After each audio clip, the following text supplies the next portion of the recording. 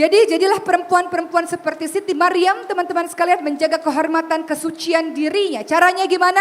Pertama adalah Al-Ahzab 33, wa qarna fi buyutikunna. Engkau paling baik berada di lantai rumahmu sendiri. Keluar rumah boleh untuk urusan penting, urusan syar'i, urusan yang bermanfaat bagi umat.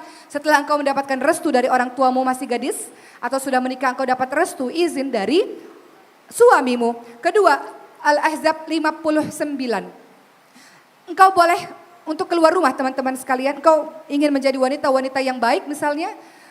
Berikutnya yang kedua adalah menutup auratmu dengan baik. Yudnina 'alaihina min jalabibihinna dzalika adna ifrafna fala yu'dzain. Ulurkan jilbab ke seluruh tubuh supaya kamu mudah dikenal sehingga kamu tidak diganggu. Maka pakailah kerudung yang membuat dirimu sebagai wanita terhormat, bukan kerudung yang sebagai perhiasan. Ada kembang 7 rupa di atas kepala misalnya, atau kerudung sakaratul maut. Tahu kerudung sakaratul maut? Kesana susah, kesini susah, nyekek. Ya, kerudungnya dicekak, kerudung sakratul maut. Ada yang pakai di sini? Mohon maaf kalau tersungging ya. Pakai kerudung. Fungsinya Al-Ahzab 59 adalah melindungi dirimu sendiri, bukan sebagai perhiasan. Jadi nggak usah ribet pakai kerudung. Ada orang ribet pakai kerudung, pentulnya 20. Giliran azan Allahu Akbar nih gimana mau wudhu ya? Susah nih, pakai kerudung 2 jam nih. Akhirnya wudhunya begini. Takut kerudungnya rusak, teman-teman sekalian. Kerudung sebagai pelindung, bukan sebagai penghias. Dan engkau ingin jadi wanita suci, mulia, terjaga, teman-teman sekalian. Apa yang kau lakukan tidak berkhalwat, tidak berdua-duaan, tidak ikhtilat, tidak campur baur. Sebagaimana anak-anak Nabi Syuaib alaihissalam dalam surah Al-Qasas, surah ke-28, ayat ke-25. Bagaimana mereka menjaga kesucian diri mereka, teman-teman sekalian. Ketika berjalan, wajar saja. Dan berbicara singkat, padat, jelas kepada laki-laki ajnabi, bukan perempuan-perempuan yang aku lagi ada masalah nih, siapa? Akhi, aku lagi ada masalah dengan suamiku sendiri, tolong aku akhi. Atau para gadis, selamat buka puasa akhi, jangan lupa sholat tahajudnya ya, dan sebagainya. Apa yang kau lakukan? Melemah lembutkan suaramu di depan laki-laki ajnabi, apalagi di depan suami orang. Ada gak yang gitu? Di sini semuanya wanita suci terhormat insya Allah.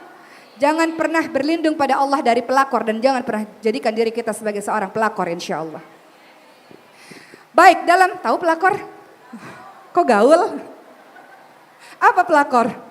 Berebut laki orang, nggak ada kerjaan sih soalnya jadi suka ganggu suami orang. Ya. Atau kita berlindung dari Allah dari wanita-wanita yang sedemikian ya.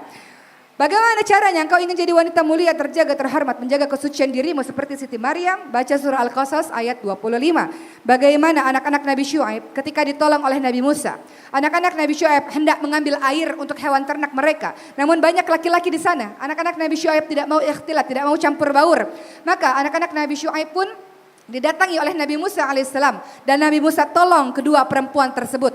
Lalu apa yang dikatakan oleh anak Nabi Syuaib ketika ditolong oleh seorang laki-laki? Apakah mereka mengatakan, makasih ya Allah kamu tuh baik banget. Kalau nggak ada kamu aku nggak tahu deh kayak gimana hidup aku. Makasih ya ampun. Apakah begitu? Atau dengan kalimat singkat padat jelas seperti yang diucapkan, yakni dalam surah ke-20, surah Al-Qasas ayat 25. Faja'athu ihdahuma tamshi 'ala istihya qalat inna abi yad'uka liyajziyaka ajra ma saqaita lana. Kemudian datanglah kepada Musa salah seorang dari kedua perempuan itu berjalan dengan malu-malu dan berkata, sesungguhnya ayahku mengundangmu untuk memberi balasan sebagai imbalan atas kebaikanmu memberi minum ternak kami. Titik. Singkat, padat, jelas, nggak macam-macam ngomongnya, nggak aneh-aneh ngomongnya, nggak curhat panjang-panjang kepada laki-laki ajnabi, laki-laki asing. Itu adalah langkah untuk menjaga kehormatan, kesucian dirimu, wahai teman-teman sekalian. Dan Siti Maryam juga termasuk orang yang sabar, tabah, luar biasa ketika menghadapi fitnah yang sangat keji. Ia difitnah ketika lahir bahwa Nabi Isa alaihissalam dalam gendongannya pulang ke Palestina, ke kampung halamannya. Orang-orang mengatakan, engkau wanita pelacur, engkau wanita penzina, orang tuamu baik, engkau berasal dari keturunan baik. Bagaimana engkau punya anak gak punya suami? Nabi Isa alaihissalam lah yang menjelaskan semuanya. Siti Maryam diam karena diperintahkan oleh Allah diam, apapun yang terjadi diam, puasa bicara. Dan Nabi Isa alaihissalam menjelaskanlah semuanya apa yang terjadi sesungguhnya, siapa dirinya sesungguhnya. Bahwa dia adalah Nabi Allah yang diperintahkan untuk bersujud, ruku kepada Allah Subhanahu wa taala, mengajak orang lain kepada kitab Allah Subhanahu wa taala.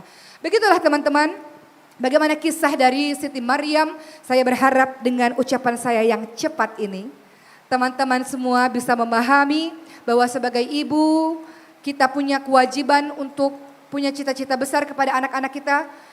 Dengan nama yang baik, dengan doa yang baik, dengan pengasuhan yang terbaik, dengan nutrisi makanan yang terbaik untuk anak-anak kita. Setiap orang tua ingin anak-anaknya jauh lebih hebat daripada orang tuanya, betul? Setiap orang tua tidak ingin anak-anaknya mengulangi kesalahan yang sama seperti yang dilakukan oleh orang tuanya, betul? Maka kita ingin anak-anak kita harus lebih hebat daripada kita. Penerus perjuangan Rasulullah SAW belajar dari keluarga Imran. Dan para gadis, jagalah kesucian dirimu, kemuliaan dirimu, kelak engkau akan diberikan laki-laki yang baik. Sebagaimana dalam firman Allah dalam surah An-Nur 26. Perempuan baik-baik untuk laki-laki baik-baik. Laki-laki baik-baik untuk perempuan baik-baik. Perempuan keji, laki-laki keji. Laki-laki keji untuk perempuan yang keji. Jaga kemuliaan dirimu, kesucian dirimu. Engkau mahal teman-temanku. Engkau mahal dan engkau berharga. Jangan sampai engkau rusak kesucian dirimu dengan perkara hawa nafsu yang cuma beberapa saat saja. Kita menjadi wanita baik dan laki-laki baik pun akan datang kepada kita.